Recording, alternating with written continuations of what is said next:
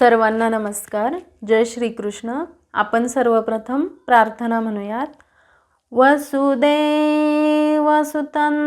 देवं कंसचाणूरमर्दनं देवकी परमानन्दं कृष्णौ वन्दे जगद्गुरुं श्रीकृष्णौ वन्दे जगद्गुरुं. जय श्रीकृष्ण. आपण पाहत आहोत अध्याय 3 म्हणजेच कर्मयोग आणि आज आपण पाहणार आहोत श्लोक क्रमांक 17. श्लोक पाहूयात. यस्त्वात्मरतिरेव स्यादात्मतृप्तश्च मानवः आत्मन्येव च सन्तुष्टस्तस्य कार्यं न विद्यते तस्य कार्यं न विद्यते. श्लोकाचा अर्थ पाहूयात.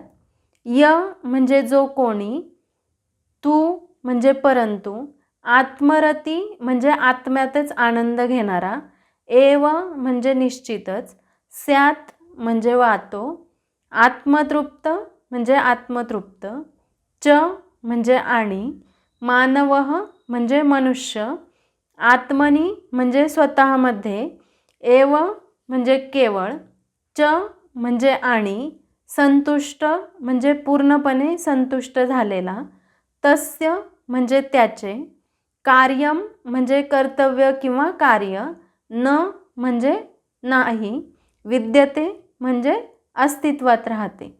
आणि या श्लोकाचा संपूर्ण अर्थ असा आहे, पण जो आत्म्यातच रममाण झाला आहे, ज्याचे जीवन आत्मसाक्षात्कारी आहे आणि जो पूर्णपणे संतुष्ट होऊन आत्म्यामध्येच समाधानी आहे, त्याला काहीही कर्तव्य राहत नाही.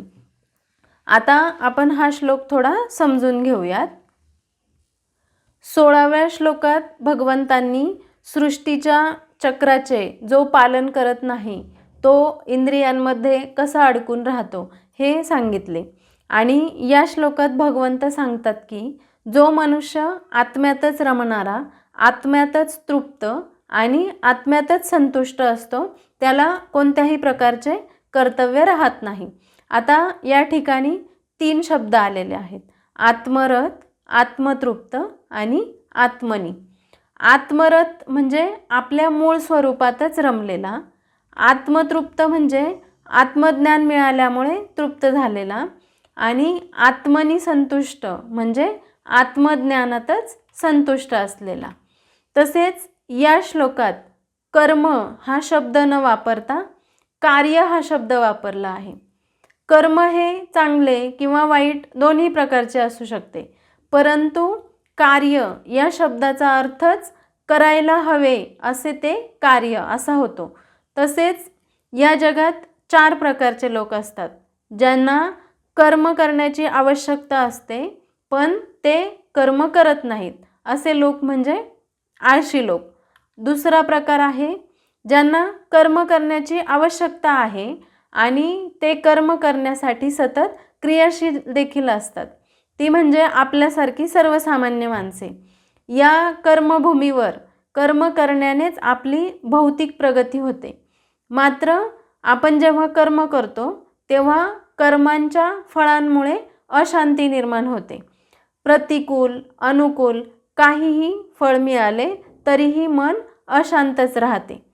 तिसरा प्रकार आहे ज्यांना कर्म करण्याची आवश्यकता नाही आणि जे कर्म करत नाहीत, असे आत्मरत.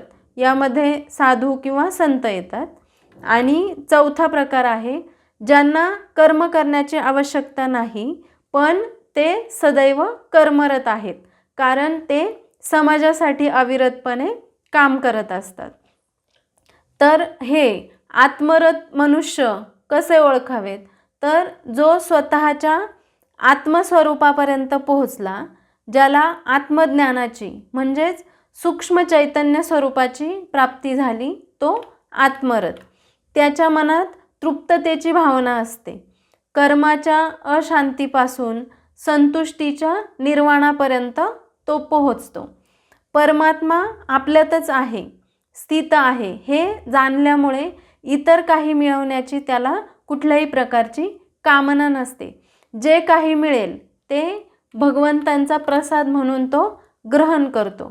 तो भगवंतांशी एकरूप झालेला असल्यामुळे त्याला कोणतेच कर्म करण्याची आवश्यकता राहत नाही. जो आत्मरत आहे त्याच्या हृदयातील मलिनता तात्काळ नष्ट होते आणि यामुळे मनुष्याला भगवंतांशी असणाऱ्या आपल्या शाश्वत संबंधांचे पूर्ण ज्ञान होते. त्यामुळे त्याला वैदिक आदेशांचे कोणतेही बंधन राहत नाही. असा मनुष्य भौतिक कर्मात कधीच असत नाही आणि मदिरा, मदिराक्षी व इतर प्रलोभनांमध्येही तो कधीच आनंद प्राप्त करत नाही. जो निरंतर आपल्या स्वरूपातच घडलेला असतो तोच एक या जगात देहधर्माने युक्त असूनही कर्माने लिप्त होत नाही. तो आत्मज्ञानाने संतुष्ट होऊन कृतकृत्य झालेला असतो, म्हणून त्याचा कर्माशी संबंध सहज सुटलेला असतो. ज्याप्रमाणे पोट भरल्यानंतर तृप्त झालेला सिंह आसपास फिरकणाऱ्या प्राण्यांची शिकारही करत नाही, पण त्यांच्याकडे बघण्याचे तो कष्टही घेत नाही, त्याप्रमाणे आत्मबोध झाल्याच्या नंतर संतुष्ट अवस्था असते, त्यामध्ये कर्माची खटपट सहजच थांबते. याचे उत्तम उदाहरण म्हणजे संतश्रेष्ठ श्री ज्ञानेश्वर महाराज आणि त्यांची भावंडे.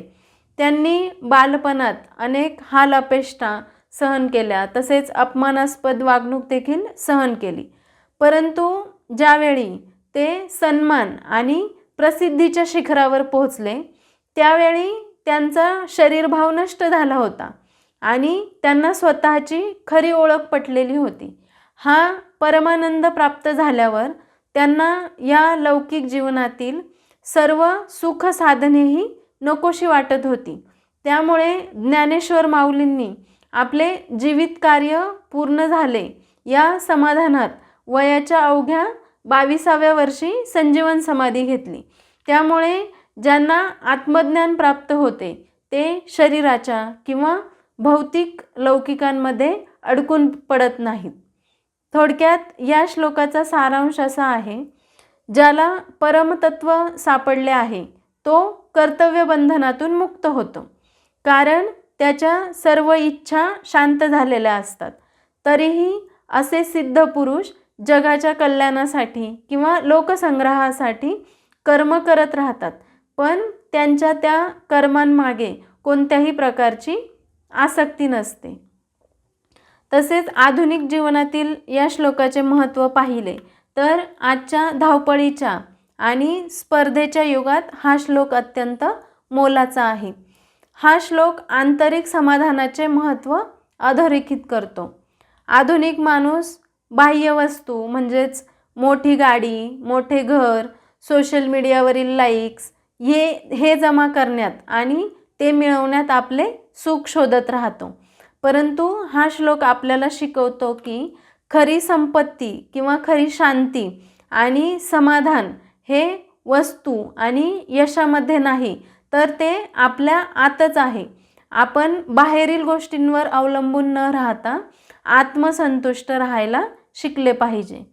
तसेच तणाव आणि चिंतामुक्ती यासाठी देखील हा श्लोक अत्यंत महत्त्वाचा आहे. आजच्या धावपळीच्या जगात प्रत्येकाच्या आयुष्यात वेगवेगळ्या प्रकारचा ताण असतो, परंतु जेव्हा तुम्ही आत्म्यात रममान होता तेव्हा तुम्हाला यश अपयशाची भीती वाटत नाही किंवा इतरांशी तुलना करण्याची देखील गरज वाटत नाही आणि यामुळे आपोआपच ताण, तणाव आणि चिंता देखील कमी होते. तसेच या श्लोकामुळे कर्माला एक नवीन प्रकारचा अर्थ प्राप्त होतो. आपल्या सर्व कामांमागे काहीतरी मिळवण्याची इच्छा असते. हा श्लोक आपल्याला निष्काम कर्मयोगाच्या जवळ घेऊन जातो, म्हणजेच फळाची चिंता न करता आपले कर्तव्य उत्कृष्टपणे पार पाडल्यास कामात आनंदही मिळतो आणि ते एक प्रकारचा योग बनतो. म्हणून कर्मयोग हा निष्काम भावनेने केला तर आपल्याला समाधान देखील लाभते आणि आपण आत्मसंतुष्ट देखील होतो. या श्लोकातून महत्त्वाचा संदेश काय मिळतो तर आधुनिक व्यक्तीला अंतर्मुख होण्यासाठी तसेच आत्मनिर्भर राहण्यासाठी आणि फळाची आसक्ती न ठेवता आपले कर्म आनंदाने करण्यासाठी हा श्लोक मार्गदर्शन करतो. अशा प्रकारे आपण 3ऱ्या अध्यायातील 17वा श्लोक समजून घेतला आहे. आता आपण समापन प्रार्थना म्हणूयात. योगेशं सच्चिदानन्दं वासुदेवं व्रजप्रियं धर्मसंस्थापकं वीरं कृष्णं वन्दे जगद्गुरुं. श्रीकृष्णं वन्दे जगद्गुरुं. श्रीकृष्णार्पणमस्तु. जय श्रीकृष्ण. व्हिडिओ आवडला असेल तर लाईक करा. तसेच या श्लोकातून तुम्हाला नवीन कुठली गोष्ट शिकायला मिळाली हे कमेंट्स बॉक्समध्ये नक्की सांगा. आणि अध्यात्म वाटिका या चॅनलला सबस्क्राईब करा आणि पुढच्या व्हिडिओच्या अपडेटसाठी बेल आयकॉनला क्लिक करा. धन्यवाद.